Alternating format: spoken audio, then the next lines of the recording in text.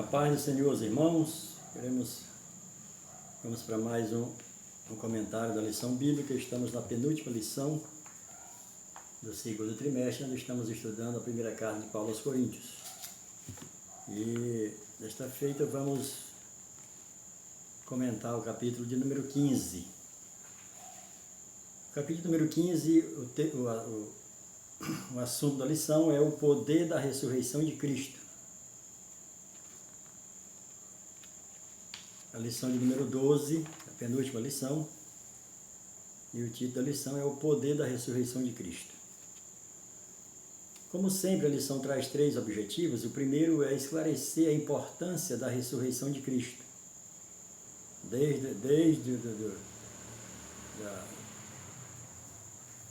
do começo do ministério de Jesus, quando ele morre e ressuscita, que os discípulos e os apóstolos começam a pregar o Evangelho, e Paulo foi levantado para pregar aos gentios, que vem esse embate acerca da ressurreição, né? O segundo objetivo é descrever alguns aspectos do corpo da ressurreição, e o terceiro é consolar a igreja com respeito à esperança da volta de Jesus e da ressurreição dos que dormem em Cristo, né? Esta é a nossa lição de hoje. O texto áureo diz: se a nossa esperança em Cristo se limita apenas a esta vida, somos os mais infelizes, em outras traduções, os mais miseráveis de todos os homens. 1 Coríntios 15, 19. A verdade prática diz: a ressurreição é o alicerce da fé cristã e a vitória sobre o pecado e a morte. Sem ela, a fé não se mantém. Sem ela, a nossa fé é vã. É isso que Paulo vai estar aqui falando à igreja de Corinto, defendendo a ressurreição. A introdução vai dizer: alguns cristãos de Corinto resistiam à doutrina da ressurreição. Não acreditavam que havia a ressurreição do corpo. Mas Paulo é enfático ao dizer que, assim como Cristo ressuscitou, também os que creem em Cristo, os que estão em Cristo, os que dormem em Cristo, também, né, os que creem nele ressuscitarão. Se não tivéssemos essa certeza, vã seria nossa crença, nossa fé. Não teríamos uma mensagem a anunciar e continuaríamos sem perdão, porque um Deus morto não salva ninguém, né? E Deus não morre, no sentido ali de que Jesus morreu como homem, né? Jesus morreu, Jesus homem, filho do homem. Agora o Cristo, filho de Deus, ele não morre, porque ele é Deus. Para provar aos coríntios que existe ressurreição, Paulo lança mão do Evangelho e menciona as ocasiões em que Jesus apareceu vivo e fala sobre o seu próprio encontro com o Cristo ressuscitado. A ressurreição de Cristo, primeiro tópico da lição, dividido em três subtópicos, que é testemunhas da ressurreição, as primícias dos que dormem e ressurreição e vida prática, né? Ressurreição e vida prática. Pois bem, Paulo ele vai defender aqui acerca da ressurreição de Cristo, porque não eram os crentes de Corinto que estavam levantando essa dúvida. Eles foram ali, de certa forma, envenenados, né? Outras religiões, como sempre nós vimos sempre através da história, que acerca da ressurreição, mesmo antes de Cristo, os povos antigos, sem Deus, já tinha esse mistério acerca da morte, depois da morte. E você vai ver nos povos mais antigos que eles, de certa forma, acreditavam Nós temos aqui os egípcios, por exemplo, eles desenvolveram o embalsamento, embalsamavam as pessoas e elas ficavam por muito tempo o corpo ali, porque eles acreditavam que essa pessoa retornaria. E tanto que ficavam, enrolavam, e foram conhecidos como as múmias, né? Construíram aquelas pirâmides e colocavam aquelas pessoas ilustres, aqueles que eles queriam que voltasse a viver no futuro. Então ele já tinha essa crença, não tinha certeza, mas já tinha essa crença. Assim também como os mormons, eles, acerca do batismo, que nós vamos ver aqui, porque quando Paulo vai dizer no versículo 29, porque eles se batizam, né? Se não há ressurreição. Porque os mormons aqui, ali, uma religião que foi aberta, né? Uma religião que não nasceu, mas que foi aberta pelo Joseph Smith, né? Foi aberta de uma forma totalmente fora da realidade bíblica, da verdade bíblica. Diz que um anjo, né, encontraram enterrado um Novo Testamento de ouro, olha só, totalmente errado. Tem nada a ver com o Evangelho.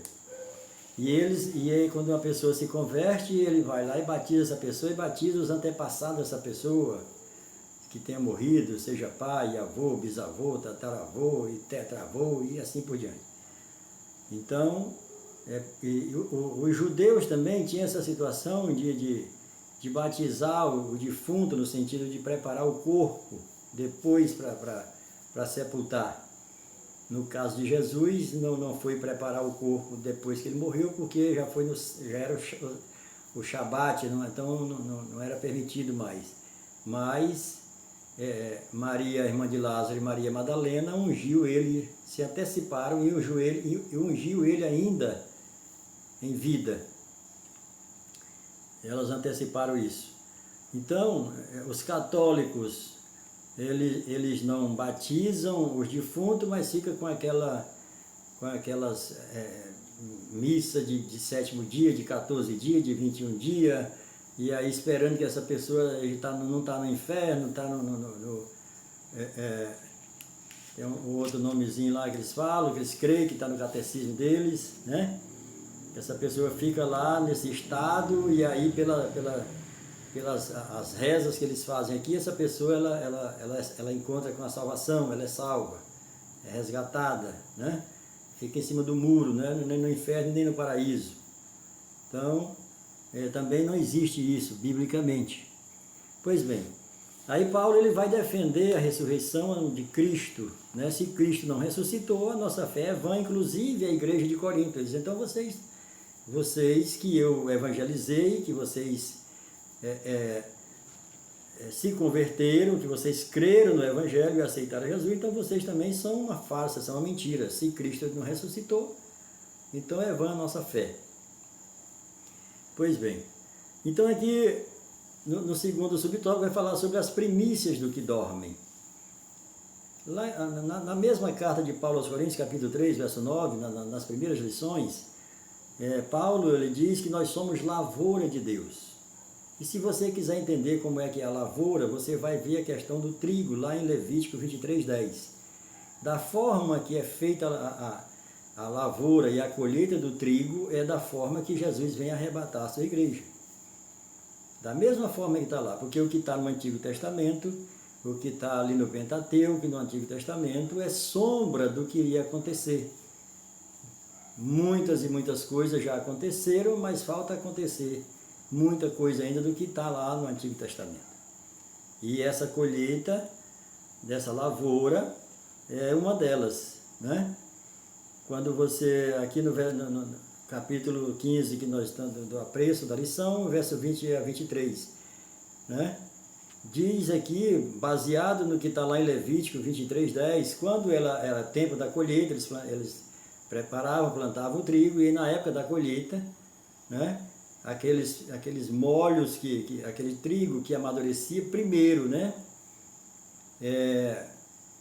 O lavrador colhia e pegava aquele molho e levava à presença do sacerdote, e o sacerdote movia perante o altar, lá no tabernáculo, lá no templo, apresentando a Deus ali, porque ia ter uma abundante colheita. Isso não era uma colheita ainda, era só aqueles primeiros frutos que amadureciam ali, primeiro. E era apresentado. Então, isso aqui acontecia lá, da forma lá em Levítico capítulo 23, 10. Quando você vê isso que era sombra do que vai acontecer, quando Jesus vem buscar a sua igreja, né? Na morte de Jesus, você vai ver lá em Mateus 27, de 52 e 54, quando ele deu o brado, lá entregou o seu espírito ao Pai, lá no Calvário, e depois que ele foi sepultado, né? Depois que ele ressuscitou, aliás, quando ele deu o brado, muitos sepulcros lá em Jerusalém, no cemitério de Jerusalém, se abriram. E quando ele foi sepultado e quando ele ressuscitou, muitos dos corpos dos santos, no primeiro dia da semana, depois do Shabat, da mesma forma que era apresentado o molho do agricultor, que tinha que levar os molhos no primeiro dia da semana, depois do Shabat, para o sacerdote mover perante o Senhor, da mesma forma Jesus, ele ressuscitado no domingo, ele vai ao céu, na presença do Pai, e esses molhos do Antigo Testamento de Levítico 23, da mesma forma, esses corpos de santos que foram vistos ressuscitados, né, que sepulcros se abriram, depois da ressurreição dele, esses corpos saíram. Então isso representa que Jesus os levou à presença do Pai e moveu da mesma forma que o sacerdote fazia aqui embaixo na terra. E ele apresenta essas almas lá. Ainda não é o arrebatamento, ainda não é a colheita total, né? E uma coisa interessante é que em algumas traduções bíblicas não está da forma que está no original. Na minha Bíblia, por exemplo, que é a King James, né? Aqui no versículo 23 diz o seguinte: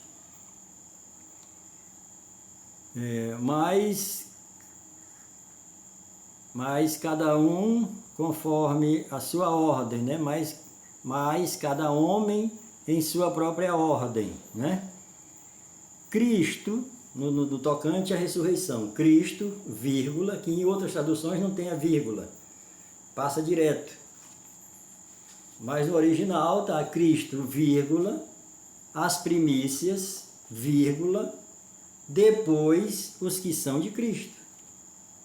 Essa é a forma que vai ser o arrebatamento da igreja.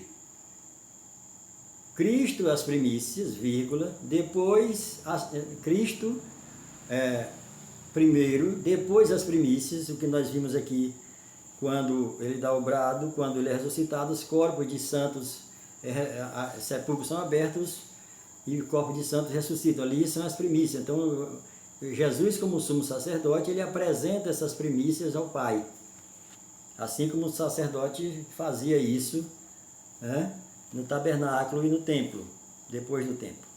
Então aqui está dizendo Cristo, vírgula, as primícias, vírgula, e depois os que são de Cristo, na sua vinda. Em 1 Tessalonicenses a gente vê ali capítulo 4 que Jesus vai vir nas nuvens pegar uma parte dessa colheita, que lá em Apocalipse 12 vai estar falando, em Apocalipse 16, 15 vai estar falando dos vencedores. Esses são os vencedores, são aqueles que vão reinar com Cristo, né?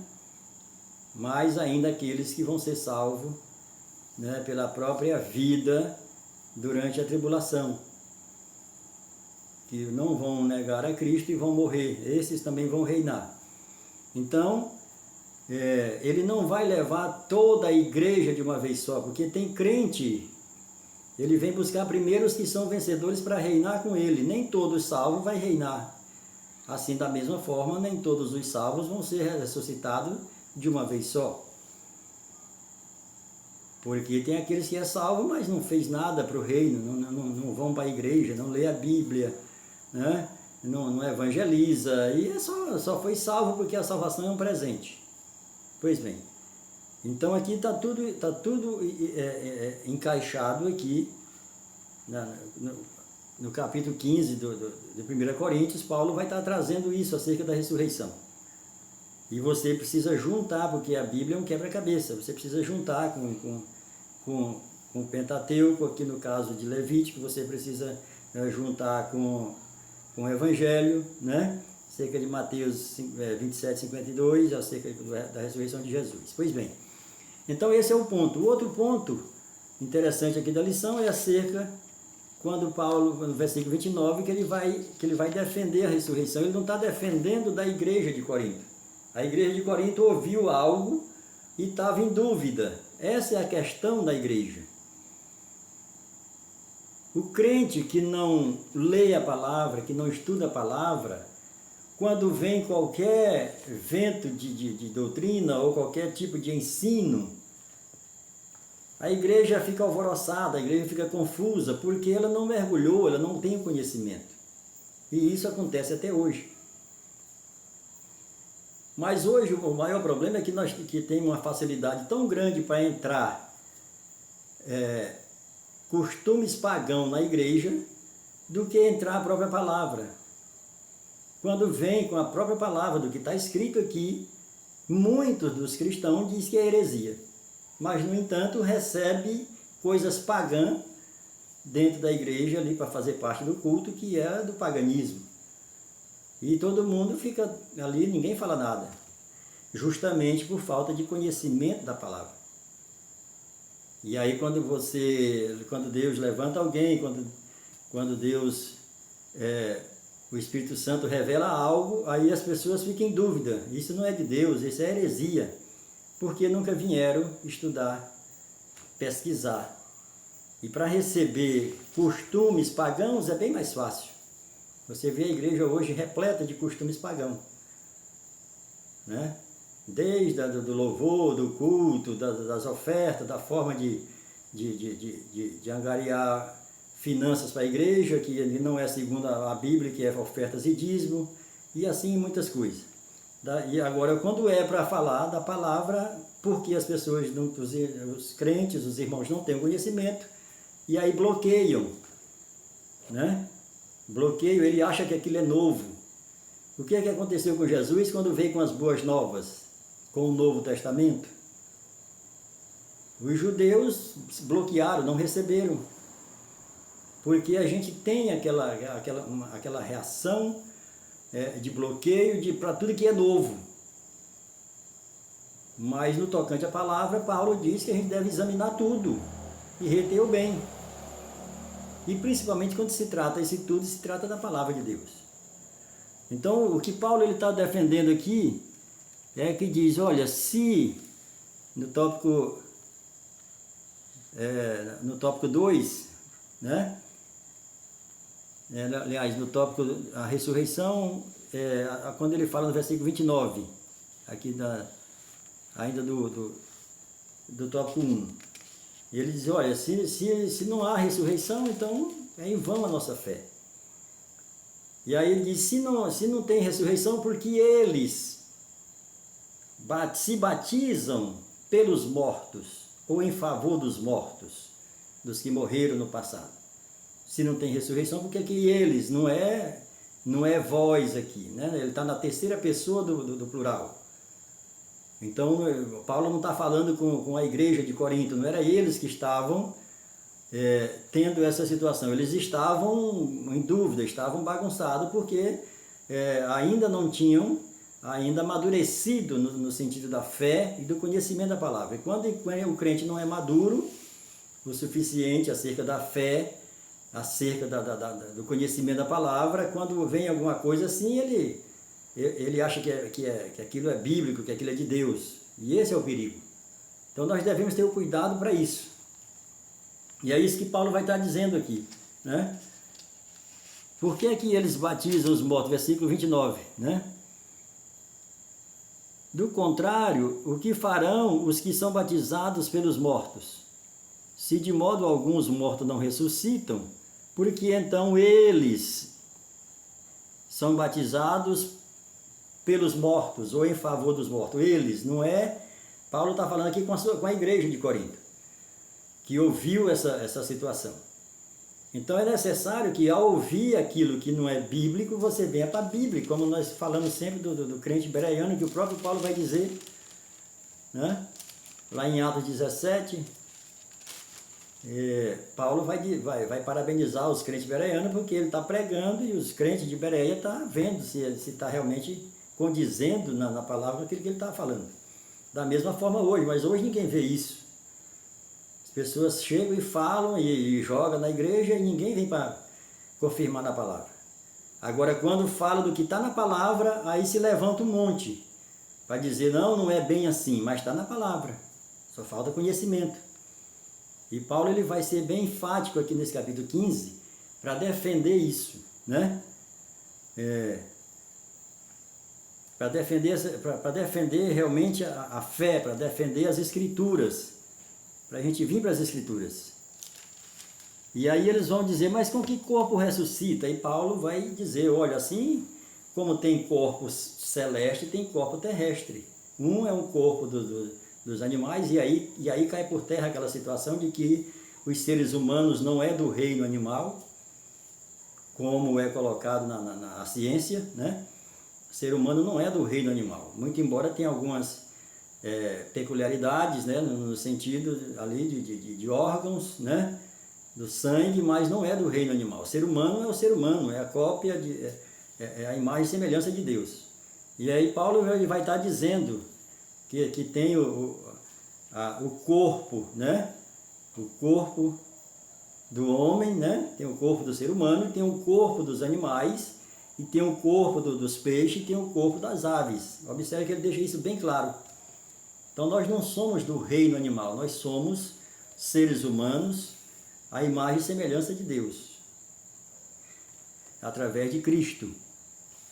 Pois bem, aí Paulo, nesse capítulo 15, ele vai estar trazendo justamente essa defesa.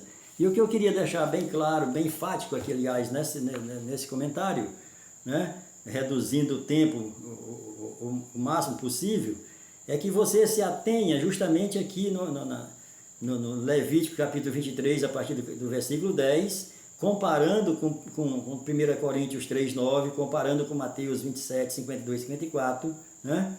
E comparando ali com Apocalipse capítulo 16, 15, 1 Tessalonicenses 4, de 1 a 16, 4, 1 e de 16 a 18, e 1 Tessalonicenses 5, 2.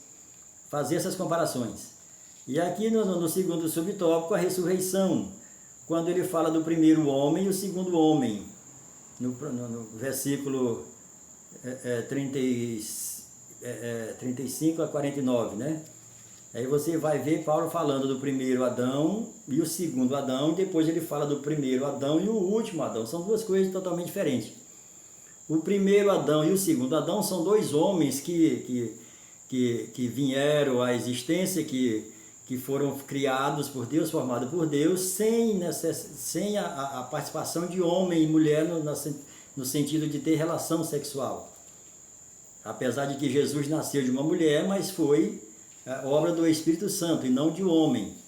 José era apenas o pai de criação, né? Um pai adotivo ali de Jesus. E agora quando ele fala o primeiro Adão e o último Adão, ele está dizendo que um é terreno e o outro é celeste. Essa é a diferença. São duas coisas diferentes, não dá para misturar primeiro e segundo com o primeiro e o último, né? Então eu queria enfatizar isso aqui. E a outra coisa era no tocante ao verso 29, acerca de que aquele contexto ali não é Paulo com a igreja de Corinto, é Paulo ensinando a igreja daquilo que a igreja ouviu lá de fora. E aí vem aquele velho texto aqui, que é comum dentro da igreja, que diz, onde Paulo vai dizer, né?